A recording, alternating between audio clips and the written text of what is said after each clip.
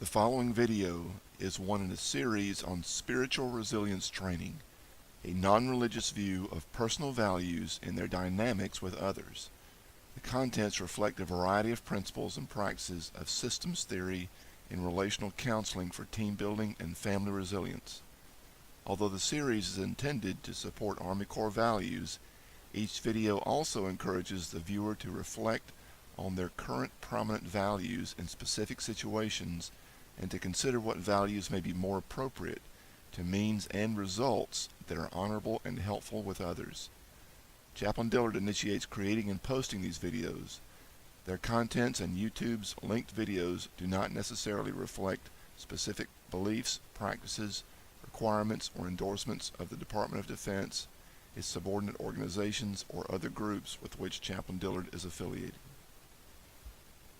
Welcome back. We are wrapping up this mini-series on layered emotions. And if you haven't seen the first two videos, I strongly encourage you to watch those. They are cumulative. I'm not going to go into great detail of things that I covered in the foundations of the first video. And I think it can be helpful too to see what wrong can look like in the second video before this makes sense today. So just a thought. It's up to you. Let's go ahead and get started and see what right can look like. Not the way, not a best way, not my preferred way, just a better way that things can go when we are self-aware. That's a lot of emotional intelligence, is self-awareness for intentional relationships to do what I call think and drink H2O, what is helpful and honorable to our organization. Because remember, if you've seen previous videos, I'm telling you or suggesting to you that we are an organization of at least 5 elements. What we value, our beliefs about those things, particularly in the context of relationships, the emotions that come from that perception of those relationships, and the actions that we take based on those emotions. And that is systemically or organizationally working in us all the time. Unless we're aware of that to make intentional decisions, we can really run on autopilot. So let's go ahead and get started.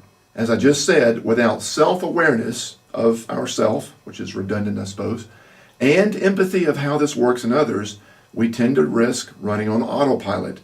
No course corrections in what I call C3 IRA, our value of care, commitment, control, integrity, recognition, and or acceptance.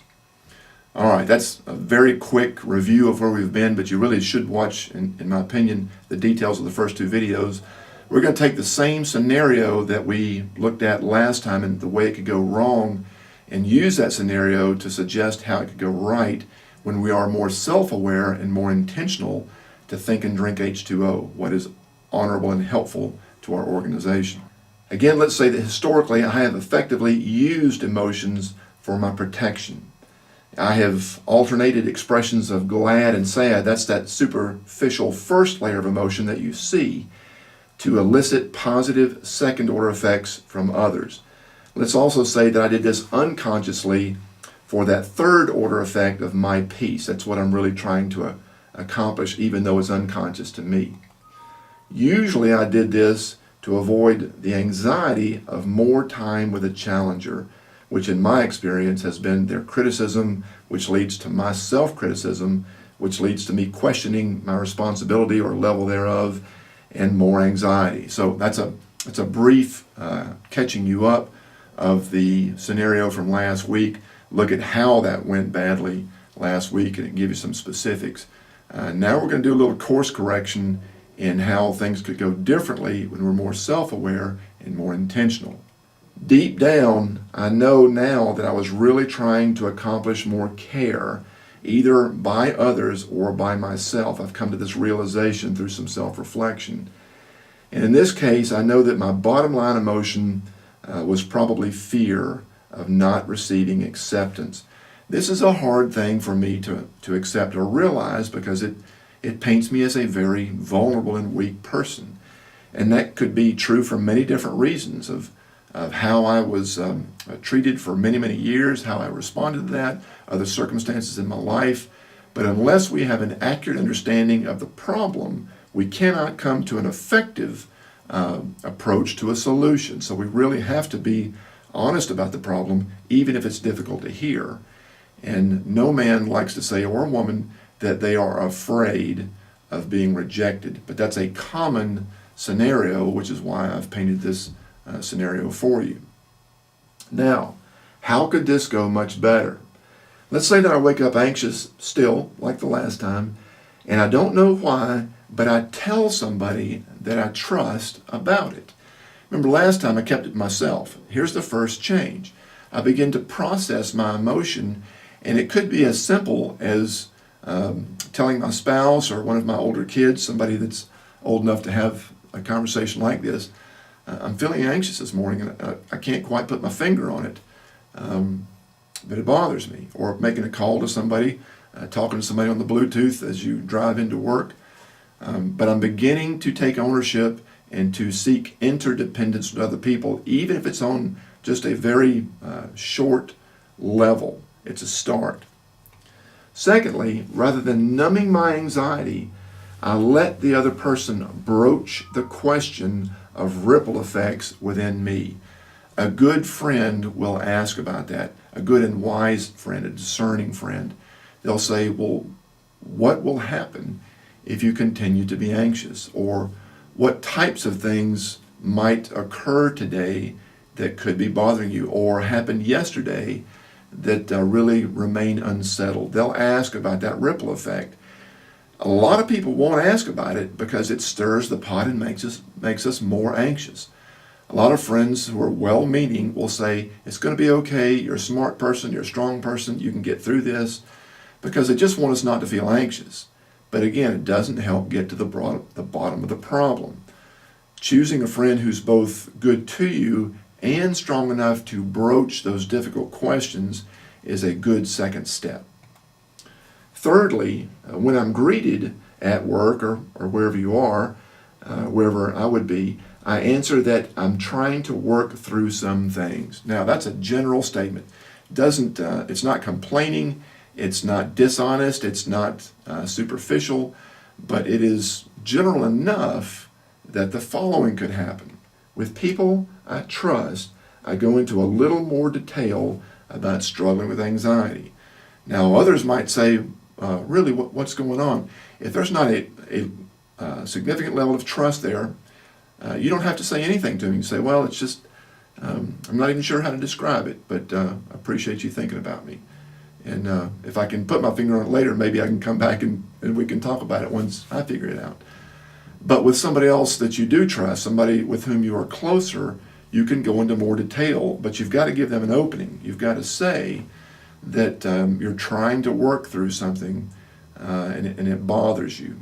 Those people will ask, and you're not fishing for a compliment, you're not fishing for self-pity, you're not looking for somebody to just make the anxiety numb. You're looking for somebody to engage with you that respects you and whom you trust. Next, suppose that after that mild correction that I alluded to last week from a coworker, I ask a trusted and discerning friend if they see a pattern in me. Now, I might not go back to the person who corrected me and ask about that, especially if I'm already struggling with anxiety. That might be too much at this point. But I could phone a friend not to receive pity or superficial care, but to say, this is what they said. Is there some truth to that? Is this a pattern in my life? Tell me what you see. And again, not just somebody who's good to me, but somebody who's discerning with moral courage and kindness that can tell me some difficult things I might need to hear about whether that's a pattern in my life, that yes, you're too often a procrastinator, or yes, you're a little disorganized, or yes, you tend to be a little too aggressive or a little too passive. And that can help me by defining the problem to begin to work on a solution that has manifested itself in that other relationship. As my duties pile up, which duties do, and I begin to get more anxious, I consider my friends' insights. I take what they said, and it doesn't go in one ear and out the other, but as I go through the day, I'm watching myself. Am I procrastinating? Am I being less organized than I should be? Am I being too passive? Am I being too aggressive? What do I see in myself that my friend has said that may be leading to some problems at work? And so I'm kind of creating my own problems in some ways that increase my anxiety. So I'm reflecting on difficult things. And during my lunch break, instead of going on social media, which was last week's video, I sit with someone instead of going on Twitter or Facebook or crack chat or whatever. I'm engaging people, and it doesn't have to be deep conversation, doesn't have to be a long lunch, but steps toward being more relational instead of being more reclusive. And for the rest of the day, I drop my happy demeanor, as I did last week, but for a different reason, simply because I'm not happy. Last week, if you remember talking about how it went wrong, or could go wrong, I dropped the happy demeanor to try to elicit pity from others, or try to elicit care from others.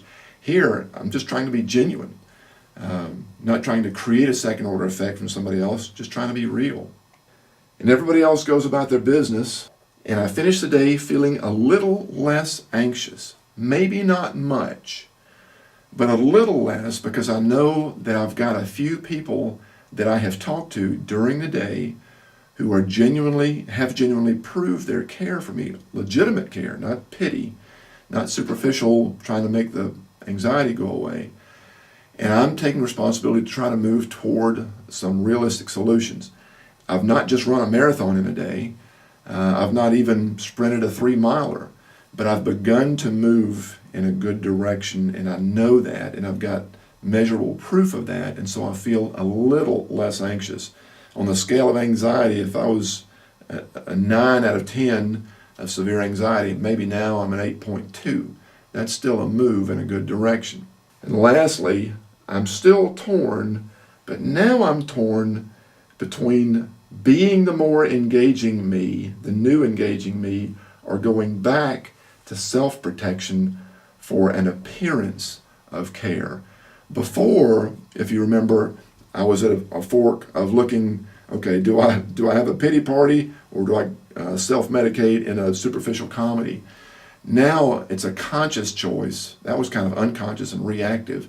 Now it's conscious. Do I go back to the old me of self-protection, or do I continue in the new me of being more engaging for real relationships?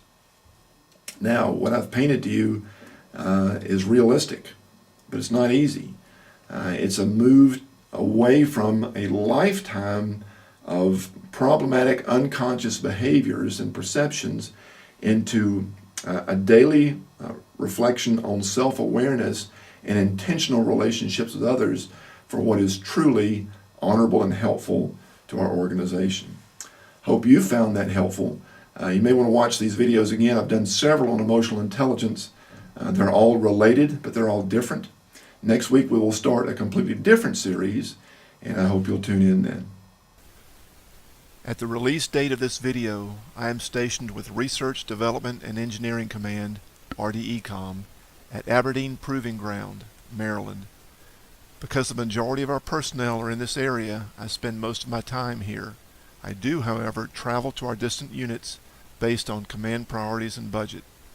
I place these videos on YouTube for broad visibility to Army personnel and their families, but I hope the videos will be helpful to others too. If you are assigned to RDECOM and want to request specific topics by video, training on site or by VTC, or confidential counseling on site or by secure webcam, you can contact me at jeffrey.d.dillard.mil@mail.mil.